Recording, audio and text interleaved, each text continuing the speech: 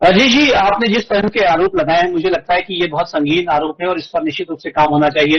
लेकिन मोहसिन खान के मामले में आपको लगता है अब सरकार, अब प्रशासन वहां पर पहुंचा है और उसके उनके जो घर है उस पर एक नोटिस चस्पा किया है और ऐसा लगता है कि जो अवैध हिस्सा है वो तोड़ा भी जाएगा। लेकिन आपको लगता है कि ये लकीर पीटने वाला काम है कि आप पहले चीजों को होने दे रहे हैं, उसके बाद जब चीजें हो रही हैं तो फिर आप जो है उस पर अपना आपको बस करना है, एक भरपाई करनी, वो आप कर रहे हैं।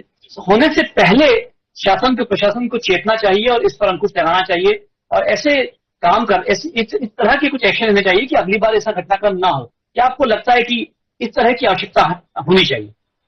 राजेश जी। तो भी देखने में आता है, जब पीड़ित पहुंचता है या संगठन पहुंचता है तो पुलिस करती। कोई सी ऐसी एक घटना ध्यान में आती है कि पुलिस ने कार्रवाई करी और उसको पकड़ा। अब सरकार भी सनातनी बैठी है। हम यूपी का भी उदाहरण देख रहे हैं कि इस तरह के अपराध करने वाले अपने पैरों पे चलकर नहीं जा रहे हैं, या तो सीधे कब्रिस्तान जा रहे हैं या हॉस्पिटल जा रहे हैं।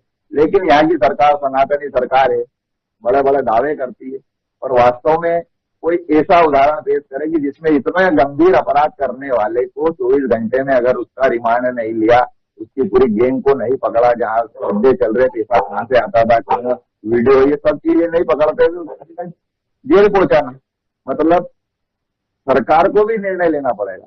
और इंदौर एक ऐसा शहर है जहां बहुत बाहर के लोग आते हैं, बच्चे पढ़ने आते हैं, माँ बाप अपनी जमीन जायदाद रकम भाव बेच के गिरवे रख के उनको पढ़ाने चाहते हैं और वो बड़े ऐसे केसों में फंस जाते हैं अनजाने में। तो ये घबराते कि हमारा क्या होगा आगे, इसका भविष्य बिगड़ जाएगा। तो उसको विश्वास दिलाने को प्रशासन का भी काम है, हम खड़े हैं, आपका नाम ओपन नहीं होगा।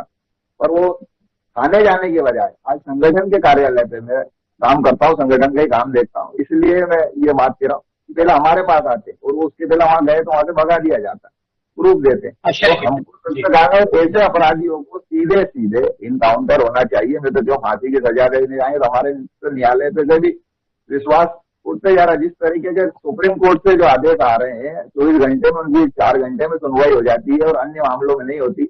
यहाँ से आप फांसी दे भी दोगे तो उसकी प्रोसेस होते तो 25 साल लग जाएंगे। तो वो सब संभव नहीं है ऐसे लोगों को तो। और अगर हम, मैं फिर एक बार कह रहा हूँ, संगठन के नाते काम करने वाला व्यक्ति हिंदुत्व का काम करना, अगर प्रशासन सजग नहीं हुआ, कठोर कार्रवाई नहीं हुई, तो कहीं ऐसा ना हो कि बगावत होना शुरू हो जाए और पीड़ित परिवार में उनके भाई, उनके माता पिता ने ऐसा ना करे कि खुद निर्णय ले, संगठन निर्णय लेके फिर सजा देना शुरू कर दे।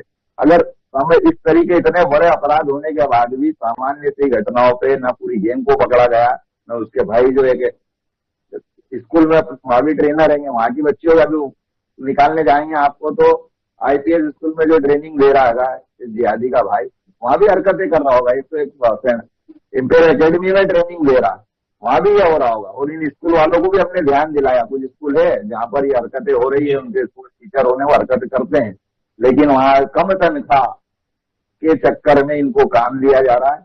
अभी एक जो पाकिस्तान का युद्ध हुआ है उसके बाद एक चीज हमने जारी करी थी कि नाम पूछना पड़ेगा, क्योंकि ये नाम छिपा के कर रहे हैं। तो आप अगर जब बहिष्कार होगा इनके पेट पे लात लगेगी, ये सब हमसे कमा रहे और हमारे ही घर में लूट रहे, हमारी बहन बेटियों की इज्जत लूट रहे, पैसा लूट रहे। तो नाम पूछना पड़ेगा, नाम पूछ के काम देना पड़ेगा। और ये माता पिता की जवाबदारी है कि अगर हमने बच्चों को कहीं भेजा है तो सिर्फ भेज दिया, उनको किसी जगह एडमिट करवा दिया तो हमारा काम खत्म हो गया। कहीं ना कहीं इसमें पेरेंट्स भी दोषी है। इतनी बड़ी घटना होने के बाद 2 साल बाद पूछ रहे हैं कि बेटा क्या हुआ था, क्यों बंद करा।